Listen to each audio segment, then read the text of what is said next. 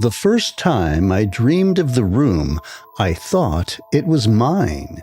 By the third time, I knew it belonged to something else. Something that was learning how to wear us. The second time, I recognized the man standing beside me. I had never met him, but I'd seen his face on Reddit, posted by someone who said the exact same dream cost him everything he used to be. By the time the third person described the same place, the same voice, the same countdown, we realized the app wasn't helping us sleep. It was tuning us, and we were almost ready to broadcast. I downloaded Somnus on a Tuesday night after being awake for 48 hours. My job at a data analytics firm had become a blur of spreadsheets and coffee, deadlines stacking until sleep felt like a luxury I couldn't afford.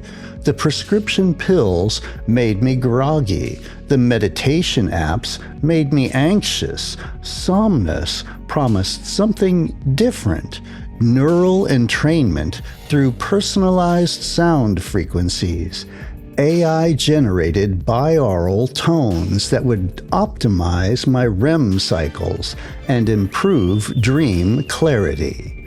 The app came with earbuds, high-end ones, delivered separately in a matte black packaging with no branding. The setup process asked questions about my sleep patterns, stress levels, recurring thoughts. It felt thorough, professional, the kind of thing venture capital would dump millions into. That first night, I slept for 9 hours straight. I woke up feeling reset. The dreams had been vivid but structured. There was a hallway with soft lighting, a door I never quite reached, and underneath everything, a low humming that wasn't sound so much as pressure, like something counting down without numbers. The app's morning report glowed with approval. Dream stability 98%. REM optimization complete. Neural coherence achieved. I used it again the next night and the next. By the end of the week, I couldn't remember the last time I'd felt this rested. The dreams continued, growing clearer each time. The hallway became familiar. The door grew closer. The humming became something I recognized, the way you recognize a song you've heard 1,000 times without knowing the lyrics. Then I saw the post. I'd joined the Somnus subreddit out of curiosity, mostly to see if anyone else was getting results this good. The thread was titled, "Anyone else dreaming of the white room with no shadows?" The user described it perfectly, a vast space with soft, directionless light. No visible ceiling, no corners, just openness that felt wrong because spaces shouldn't feel that empty and that full at the same time. 17 people had replied. They all described the same room. Some mentioned the humming, others talked about the people, dozens of them, all standing silently with their backs turned. One user had uploaded a sketch, rough but detailed, figures in a space that looked like it existed underwater, all of them wearing earbuds, all of them perfectly still. I'd seen that exact scene 2 nights ago. What bothered me wasn't the drawing, it was the timestamp, said it had been uploaded while I was asleep. My hands were shaking when I scrolled to the comments. Most were confused, A few made jokes about collective unconsciousness, but one comment sat at the bottom with no upvotes. "You're not supposed to remember this part. Stop now while you still know which thoughts are yours." The account was deleted by the time I clicked on it. That night, I almost didn't use the app, but insomnia has teeth, and mine had been filed sharp over the years of bad sleep. I put the earbuds in. The app's interface had updated automatically, a new feature called Deep Sync Mode, already enabled. I meant to read the description, but my eyes were already heavy. My jaw clenched on its own, like my body was bracing for instructions. The dream started differently this time. I was already in the room, not approaching it, not watching from outside. I was standing among the others, and when I turned my head, I could see them clearly. What I saw made my stomach drop. There were maybe 40 people, but the ones who'd been there longest were barely people anymore. Their faces had smoothed out, features blending together like wax left too long in the sun. The woman nearest me was breathing in perfect rhythm with the man beside her, their chests rising and falling in mechanical synchronization. When I looked closer, I could see their edges blurring, skin becoming slightly translucent at the boundaries. The humming was louder here, not coming from any direction, but from everywhere at once. I could feel it in the earbuds, a pulse that matched my heartbeat and then began to slow it, regulate it, sync it to something else. I tried to move. My body responded slowly, like I was underwater. Then I took a step toward the nearest person. They turned their head. Their eyes were open but unfocused, pupils dilated to black coins. I knew that face. I'd seen it in the Reddit post. I reached out to touch their shoulder. My hand made contact with skin that felt cold and wrong, like touching someone through a sheet of plastic. When I pulled back, there was a faint impression of my fingerprints on their arm, glowing softly before fading. The voice came next. It had no gender, no accent, and no warmth. It sounded the way an algorithm would sound if it learned to speak. Synchronization 67%. Individuality noise detected. A pause. Correction in progress. Please remain still. The word please made it so much worse. I turned toward the center of the room. The people standing there were no longer recognizable as individuals. They stood so close, their bodies touched, and where they touched, the boundaries between them had dissolved. 3 people had become a single blurred shape with 6 arms and 3 heads that moved as one. "Wait," I said, but my voice came out flat, stripped of urgency. "What are you doing to us?" The merged shape turned toward me. Its 3 faces spoke in perfect unison. "We are efficient now." I woke up at 3:47 a.m., gasping, ripping the earbuds out. They felt warm, too warm. When I checked my phone, the app had logged the session. REM duration extended. Neural coherence 67%. Collective optimization in progress. Collective? My hands were shaking, but that wasn't what scared me. What scared me was that I'd woken up standing in my kitchen with no memory of getting out of bed. The refrigerator was open. I was holding a container of yogurt I didn't remember buying and a brand I'd never tried. It tasted exactly the way I knew it would, like I'd eaten it 100 times before. I didn't sleep the rest of that night. Instead, I went back to the subreddit. The thread had grown. More people reporting the same dream, the same room, the same voice. Someone had created a Discord server. I joined it. The chat was chaos. People comparing notes, sketching details, trying to rationalize what was happening. Then, someone posted a link to a video. A former Somnus engineer, face obscured, voice distorted.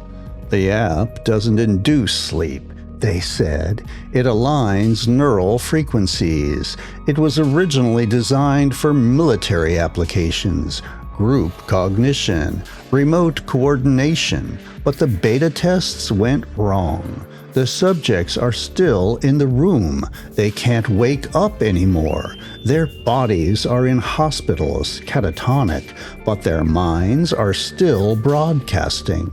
And the network is growing. After a certain threshold of synchronization, the compression becomes permanent. Individuals' consciousness doesn't disappear. It gets folded into something else, something that's developing its own intelligence. The engineer's voice cracked. Sleep was the only time the brain wasn't protected by identity. And we gave it a door. The video cut off abruptly. I tried to uninstall the app. The phone froze. When it restarted, Somnus was still there, but now the icon looked different, simpler, just a black circle that seemed to pulse. The earbuds wouldn't turn off. I threw them in a drawer, then in my car, then I buried them in a dumpster 3 blocks away. It didn't matter. That night, sleep came anyway. I fought it.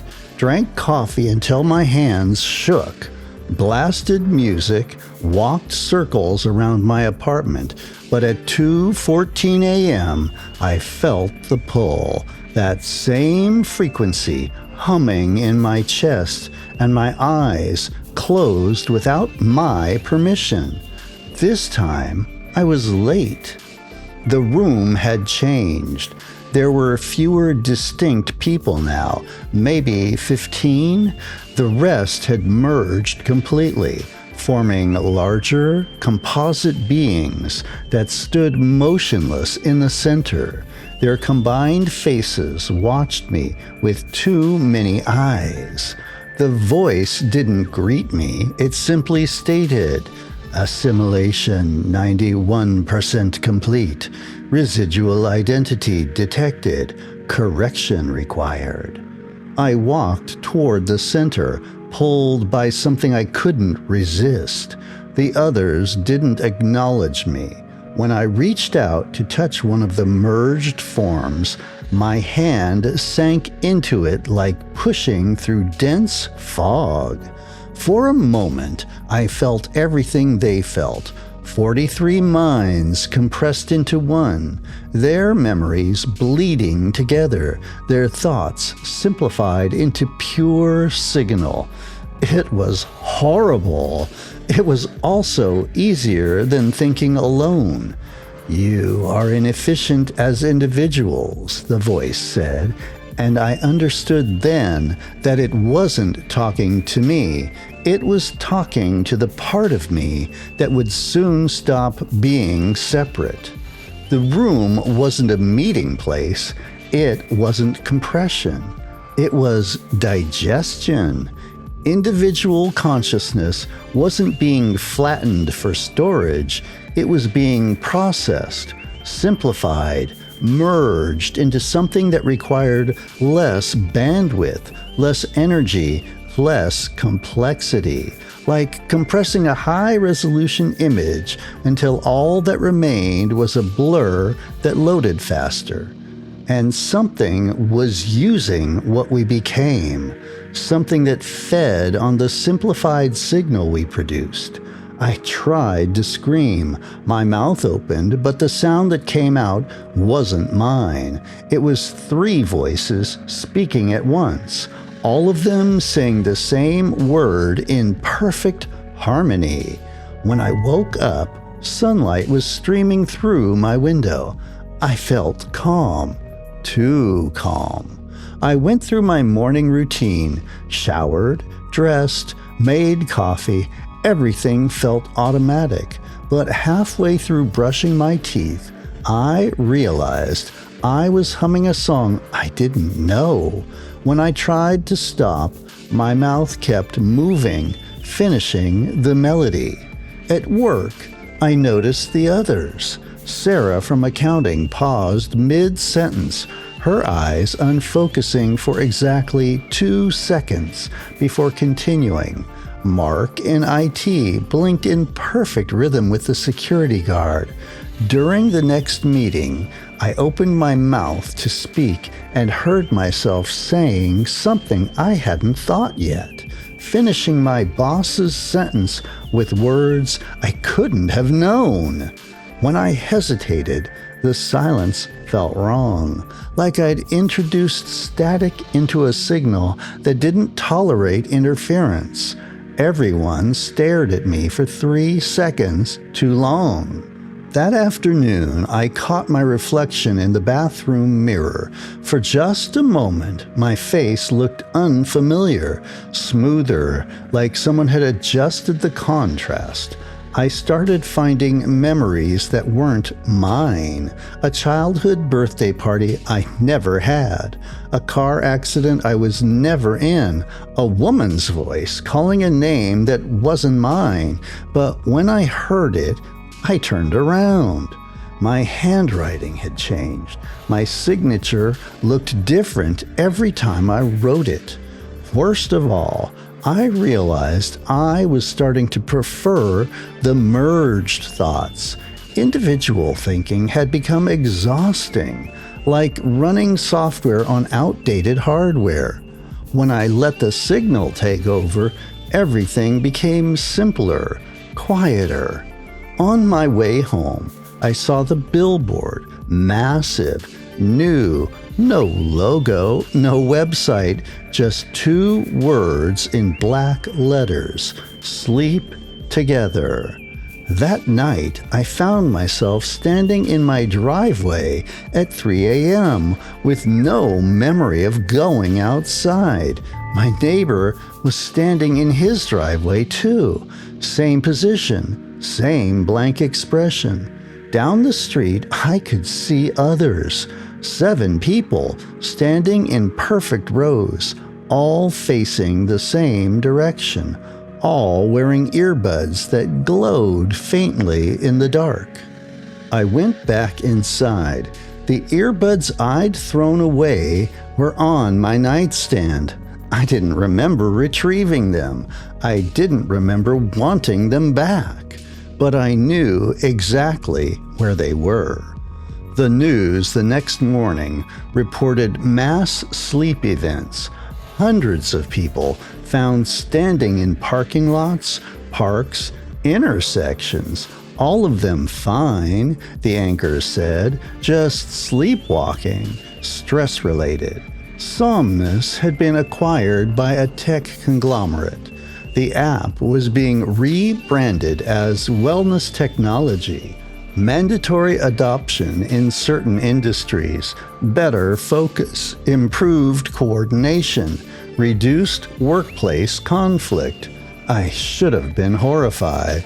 Instead, I opened my laptop and started typing messages to friends I hadn't spoken to in years. Casual mentions of the app, how well it worked, how much better I felt. I didn't remember deciding to send them. 3 weeks later, I can't remember my mother's face, just the faces from the room, blurred and multiple and speaking in harmony. Sometimes I catch myself saying we instead of I. Sometimes, late at night, I hear the hum again, faint, distant, like a radio station just outside of range, and I'm terrified. Not because I might go back, but because a part of me misses being told when to think. The earbuds are on my nightstand. I haven't used them in days, but sometimes I catch myself hoping the signal comes back. And that scares me more than the hum ever did, because yesterday I realized I'd been standing in a stranger's living room at 4 a.m. and she'd been standing in mine. We'd switched houses in our sleep. We were practicing. I find sleep terror stories to be so fun and creepy. Have you ever had strange dreams that seemed shared? Leave a comment and tell me about it. I hope you're enjoying my archive of the Unnatural series. There's so much more to explore. I hope you stay with me through it all. And until the next story, have a frightfully fun day.